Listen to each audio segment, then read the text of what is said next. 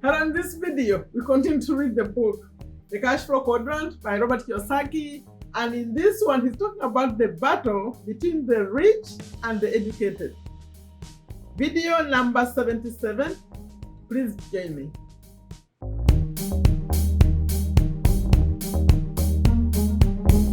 Hello, welcome to Take a Step to a Better You. Today, we continue to read the book. This book is unique. The Cashflow Quadrant by Robert Kiyosaki, video number 77, in which he says the battle between the rich and the educated. If you are returning, I appreciate you very much. Thank you for supporting this empowering message. And if you are new, you're welcome. My name is Sherifa Nakalema. I'm a business owner here in Virginia, USA. And I'm very passionate about these topics of making our lives better. So let me show you the schedule. I'm here daily. Recently, I changed it a little bit. Monday, I do YouTube tips. Tuesday, Wednesday, I read these books, The Cashflow Quadrant, and I'm sharing money tips, business tips. That's what I do. Any book I read will be about money or business, at least for now. Then on Thursday, I drive. I drive and show you around Virginia, USA. Sometimes I interview someone. I call it free day. Friday, live. We come live, general. We do anything that makes our life better. Recently, the live we did was about personal development. We discussed social skills, improving our social skills. That's on Friday. And then on Saturday, I come again and I do a live, but this time it's on people who are interested in earning money online. I share tips. We discuss that. So affiliate marketing, we're discussing recently how you get free traffic, how you do, if you don't have much money, how do you get people to buy whatever you are promoting. Then all this Monday through Saturday, it's 9:30 a.m. USA Eastern time. Please check Google what USA Eastern is to where you are, the conversion of that. Because in the whole world, it's all different. And then on Sunday, that's motivation. But this one, I change it. I bring it later. 1:30 p.m. USA Eastern time. Now, if any of that sounds interesting, or the idea of taking your life to the next level, because that's my goal here, sound interesting, please consider subscribing and click on the bell so that when all this is coming up, YouTube notifies you. Now, the book, for those of you who are returning, I'm hoping that you already subscribed. Please check the button. Don't leave it read today. And click on the bell. And when you come, please use notification. I see an improvement. Thank you very much. The improvement, because when you click on notification, then YouTube sends out more notification. More. So that's a good thing you are doing. Thank you. Now, the cash flow quadrant is Robert telling us what he's sharing, that we get our money, we earn our money from 4 quadrants. Show the image. So on the left, you could be an employee earning a paycheck, or a self-employed person, or a small business owner. Then on the right, you could be a large business owner. A large business owner was defined as the one who uses other people's money and other people's time, like they hire people, so that they have employees. That would be a large business owner, or an investor. So now, the whole purpose of me reading this book and the tips we're getting, and Robert's goal, is to move us from the left to the right. I know some of you viewers, you disagree with Robert, and I enjoy reading your comments. Why? They say that the people are better off as employees. Okay, but you're going to be employees forever, according to him. So he wants you to move yourself to the right, so maybe you can retire early, or maybe you don't have to struggle. You don't have to work for money forever. That's the whole intention. Now, and if you want this book, in fact, if you want the videos to watch all of them, I started some time back from number 1, and now we have 77. The link and the pinned comment, top comment is me. I put it. My name is Sherifa Nakalema. I pin a comment and takes you to all of them, starting from number 1. In the screen here, and also in the description. Find the link taking you to an audio. Is free of this book for 1 month, and also, but you have to search for the title. It goes to Amazon Audible, but you have to really put in the title, the search, Cashflow Quadrant. And if you want to buy it, that one, the link takes you straight to Amazon.com. It's in the description. Okay, that's done. Now, we're going to read video number 77. And remember, the title is The Battle Between the Rich and the educated. Okay, this is what Robert writes. The battle between the rich and the educated. There is another unspoken battlefield. We've been concerned. There are things we did before. This is like a continuation about the battles between the employees and employers. We did all that. Now he's saying there is another unspoken battlefield, and that is the difference in points of view between the educated and the rich. In my years of researching, that's Robert writing, in my years of researching the difference between the different quadrants, I often had bankers, attorneys, accountants, and others like them grumble that they are the educated ones. And it's often the so-called less educated person who makes the big bucks.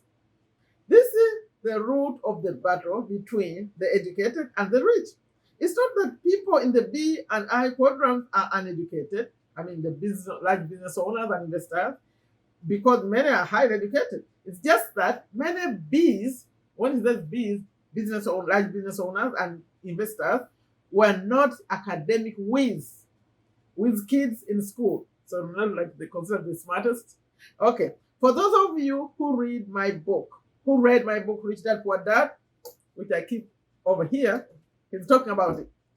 It's about the struggle between the educated and the rich. My higher educated dad, but poor dad, took great pride in the fact that he had years of advanced studies at prestigious schools like Stanford and the University of Chicago. My rich dad was a man who dropped out of school to run his family's business when his father died. So he never even finished high school. Yet he acquired tremendous wealth. His rich dad was an 8th grader, or in 8th grade when he dropped out.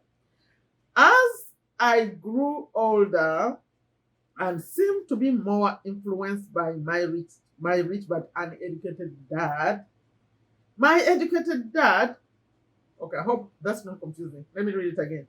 As I grew older, Robert is writing, and I seemed to be more influenced by my rich but uneducated dad, my educated dad was occasionally defensive of his situation in life. One day, when I was about 16, my educated dad blurted out, I have advanced degrees from this prestigious schools. What does Michael's dad have? Michael's dad is a rich dad. Mike is Robert's friend. If you read this book, so he's like saying, what does he have? Because he didn't go to school much like this one. Okay. I paused, Robert is writing, and replied quietly, money and free time. Remember, he asked, what does he have? He said, money and free time. Okay, there's another subheading. More than a mental change. As stated earlier, success in the B or I quadrant requires more than academic or technical knowledge. It often requires a change in core emotional thinking, feelings, beliefs, and attitude. It often requires a change in core emotional thinking, feelings, beliefs, and attitude. Remember the be do have? Remember I finished the be do have? What the rich do is relatively simple. It's the B that is different. The difference is found in their thoughts, and more specifically, their internal dialogue. That's why my rich dad forbade me from saying these statements now. For those of you who come on Friday, when we discuss this book, if you want to earn some money, remember these statements. That's why my rich dad forbade me from saying these statements that I'm about to read. I can't afford it. I can't do that. Play it safe. Don't lose money. What if you fail and never recover? So he was banned from saying these words, forbidden. That's the right English? Forbidden? From saying this. I repeat again. I can't afford it. I can't do that. play it safe, don't lose money, what if you fail and never recover? He banned those statements because he truly believed that words are powerful tools. What a person says and thinks becomes real. Remember, think that your thoughts become things. That's me adding in. Okay, Rich Dad firmly believed that what we say to ourselves became our reality. That's why I suspect that for people who struggle financially, their emotions often do the thinking and control their lives until a person learns to overcome those emotional driven thoughts. Their words do become their words do become reality. Words such as now, other words, the words that become reality for those who are not successful. I'll never be rich. That idea will never work. It's too expensive for me. That's what they say. I mean, the people who are failing.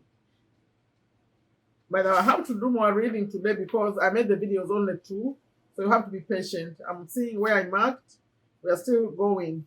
Okay. If they're emotionally based thoughts, they are powerful. The good news is that they can be changed with the support of new friends, new ideas, and a little time. People who are, I'm trying to read faster now. People who are not able to control their fear of losing should never invest on their own. They really are best served by turning that job over to a professional and not interfering with them. I've met many professional people who are fearless when investing other people's money and able to make lots of money. But when it comes to investing or risking their own money, their fear of losing becomes too strong and they ultimately lose. Their emotions do the thinking rather than their logic. I've also met people who can invest their money and win constantly but lose their calm when someone asks them to invest money for them. The making and losing of money is an emotional subject. So, my rich dad gave me the secret to handling these emotions. Rich dad always said, to be successful as an investor or a business owner, you have to be emotionally neutral to winning and losing. Winning and losing are just part of the game. Okay, now he has a subheading, quitting my secure job. My friend Mike had a system that belonged to him. His father built it. I did not have that good fortune. Then, he's talking about rich dad leaving the fortune to Mike, the son. I knew that someday I was going to have to leave the comfort and security of the nest and begin to build my own system. In 1978, I resigned from my full-time secure job with Xerox and took the hard step forward with no safety net. The noise in my head from my fear and doubt was loud. I was nearly paralyzed with fear, and as I signed my letter of resignation, collected my last paycheck, and walked out the door. I had an orchestra of self-damaging thoughts and feelings playing inside me. I was bad-mouthing myself so loudly and with such conviction that I couldn't hear anything else. It's a good thing because so many of the people I worked with were saying, he'll be back, he'll never make it. The problem was that I was saying the same thing to myself. Those emotional thoughts of self-doubt haunted me for years until Kim and I were successful in both the B and I quadrants. Today, I still hear those words, they just have less authority. In the process of putting up with my own self-doubt, I learned to create other thoughts and statements of personal encouragement. These are those affirmations that we talk about. This is me now. Because he says, he started saying statements like, keep calm, think clearly, keep an open mind, keep going, ask someone who has gone before you for some guidance, trust and keep the faith in a higher power, wanting the best for you. I learned to create these thoughts of encouragement internally, even though there was a part of me that was frightened and afraid. I knew that I had little chance of success my first time out by the positive emotion of trust, but the positive emotion of trust, faith, and courage, along with good friends, moved me forward. I knew that I had to take risks.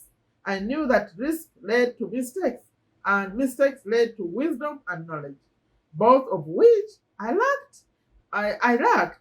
For me, failure would have been to let my fear win. So I was willing to move forward with few guarantees. My rich dad had instilled in me the idea that is a part of failure is part of the process of success. It's gonna be a little bit long, but I really have to finish it. The part I marked.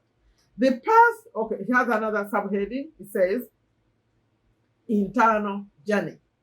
The path from one quadrant to the next is an internal journey. It is a journey from one set of core beliefs and technical skills to a new set of core beliefs and skills. The process is much like learning to ride a bicycle. At first, you fall down a lot. Oftentimes, it is frustrating and embarrassing, especially if your friends are watching. But after a while, the falling stops and riding becomes automatic. If you fall down again, it's not that big of a deal because you now know that you can get up and ride again.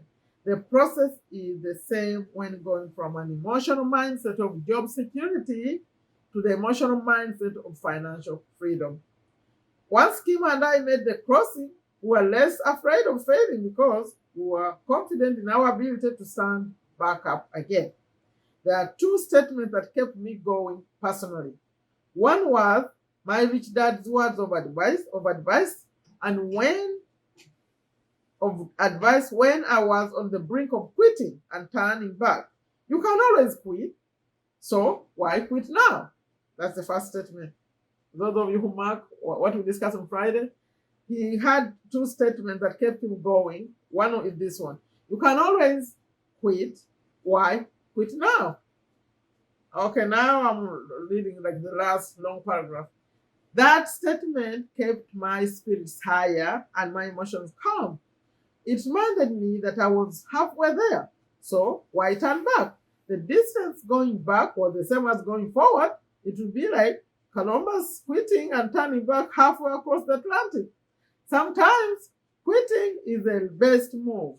Okay, now he's changing it. Sometimes quitting is the best move, and having the intelligence to know when to walk away is important. Too often, I meet people who are so stubborn that they keep going forward on a project that has no chance of success. The problem of knowing when to quit or when to keep going is a common problem with anyone who takes risks. One way to manage the problem is to find mentors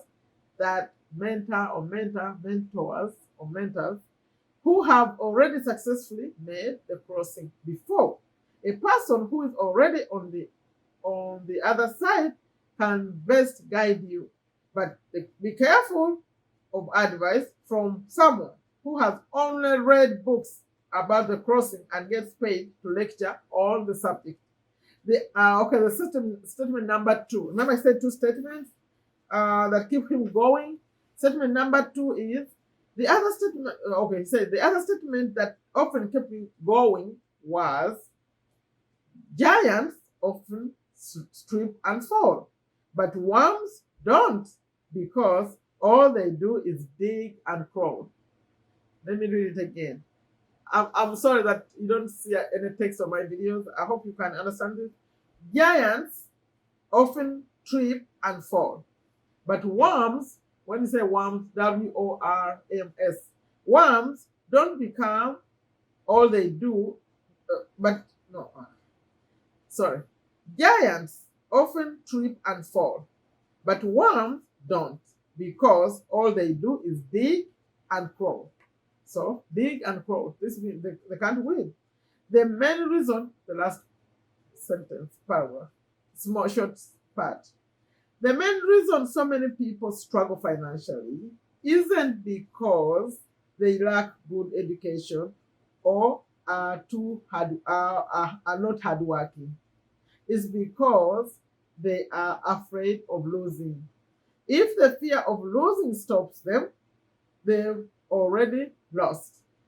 I'm reading that again, and I'm wondering if I agree with him. The main reason so many people struggle financially isn't because they lack a good education or are not hardworking, it's because they are afraid of losing. If the fear of losing stops them, they have already lost. That's the end of 77. That's why I marked it. The last one, the last video, 78, will end this chapter. That's why I marked there. The next one I read will finish the chapter. I said the fear of losing. I don't think I agree with that last statement, because if the fear of losing this is my takeaway. If the fear of losing is what keeps us the way we are, I think I could disagree with him, because Robert is experienced. He's an American. He's been in America, but there are people with nothing. There's nothing. There's nothing even to lose. So what would he say to those kind of people? They have nothing, zero. So what are they afraid of losing? So what do you think? Leave a comment for me. Leave a comment for me. Remember, I have links in the description and end screen. You can get to the book. You can get the physical. You can get the audio. You can get to watch all of them once I finish. But leave a comment for me about this. What do you think? Said for all of us is the fear of losing. But losing what? If you are so poor, you don't have nothing to lose, then what are you scared of losing? I think I don't agree 100% with what you just said. You know me, I just express what I feel. Add a comment, like I always end them. I said, take very good care of yourself, take very good care of your families, take very good care of your health. Please like the video, share it if you think it will help someone. Take a step to a better you. Bye-bye.